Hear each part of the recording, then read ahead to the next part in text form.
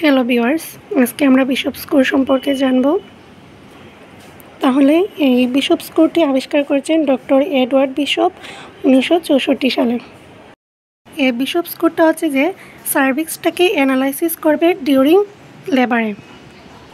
আর এই বিশপ স্কোরটা হচ্ছে যে ইন্ডাকশনের একটা পার্ট। বিশপ স্কোরের টোটাল স্কোর হচ্ছে 13 আর এর ফেভারেবল স্কোর হচ্ছে 6 থেকে 13। যদি এই 6 থেকে 13-এর মধ্যে বিশপ স্কোরটা না পড়ে তাহলে আমরা ইন্ডাকশন দিতে পারবো না, যেমন 0 থেকে 5। এখানে বিশপ স্কোরের বিভিন্ন স্কোর আছে 0, 1, 2, 3। প্রথমে হচ্ছে সার্ভিক্স ডাইলেশন।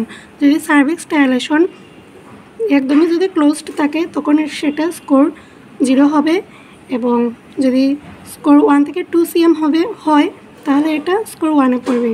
তারপর হচ্ছে যদি স্কোরটা 3 থেকে 4 cm হয় তাহলে সেটা স্কোর 2-তে পড়বে। অ্যান্ড 3-তে হচ্ছে যে মোর দেন 5 plus near to the 10 cm হলে সেটা স্কোর 3-তে পড়বে। 10 cm মানে হচ্ছে যে ফুল ডাইলেশন, তখন ডেলিভারির ঠিক এক মুহূর্ত। তাহলে এটা হচ্ছে যে সার্ভিক্স ডাইলেশন।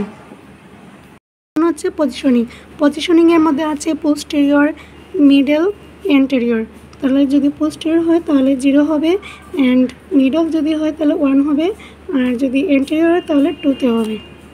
তাহলে এখন দেখি যে আমরা পজিশনিংটা, এটা হচ্ছে যে একটা পেলভিক বোন, তার এটা হচ্ছে ফ্রন্ট পার্ট অ্যান্ড এটা হচ্ছে ব্যাক পার্ট।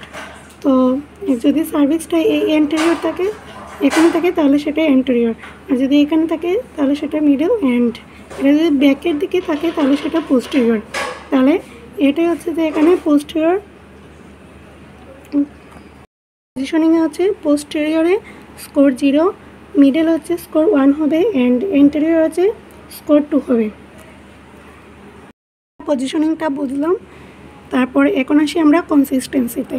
কনসিস্টেন্সিটা হচ্ছে যে আমরা যখন পিবি এক্সামিনেশন করব তখন আমরা দেখব যে সার্ভিক্সটা ফার্ম, মিডিয়াম না সফট। যদি ফার্ম হয় তাহলে স্কোর 0-তে পড়বে, আর যদি মিডিয়াম হয় তাহলে স্কোর 1-এ পড়বে, অ্যান্ড যদি সফট হয় তাহলে স্কোর 2-তে পড়বে। তাহলে এখন হচ্ছে এফেসমেন্ট। এফেসমেন্টটা হচ্ছে যে আমরা পার্সেন্ট হিসেবে এটাকে স্কোরিং করব। যদি -30% হয় তাহলে সেটা স্কোর 0 হবে, অ্যান্ড 40 থেকে 50% হলে স্কোর 1-এ হবে। তারপর হচ্ছে 60 থেকে 70% যদি হয় তাহলে এটা স্কোর 2-তে পড়বে, এবং সর্বশেষ হচ্ছে যে 80 প্লাস বা 80% বা তার চেয়ে বেশি যদি হয় তাহলে সেটা স্কোর 3-তে পড়বে। এখন আমরা জানি যে এফেসমেন্টটা কি। এফেসমেন্টটা হচ্ছে যে softening and thinning of the cervix before labor or during pregnancy-তে সার্ভিক্সের নর্মালি সাইজটা থাকে 2.5 থেকে 4 cm পর্যন্ত। যদি সেই সাইজটা 2.5-এর নিচে চলে আসে তখন সেটা এফেসমেন্ট হবে। তাহলে আমরা আশা করি বুঝতে পারছি যে এফেসমেন্টটা কি। তাহলে আমরা পিবি এক্সামিনেশন করে দেখব, যদি এফেসমেন্ট 30% হয়, -30% হয় তাহলে স্কোর 0 হবে, 40 থেকে 50% হলে স্কোর 1 হবে, তারপর হচ্ছে 60 থেকে 70% হলে স্কোর 2 হবে, অ্যান্ড মোর দেন 80% বা 80% হয় তাহলে স্কোর 3-তে পড়বে। এখন হচ্ছে ফিটাল স্টেশন।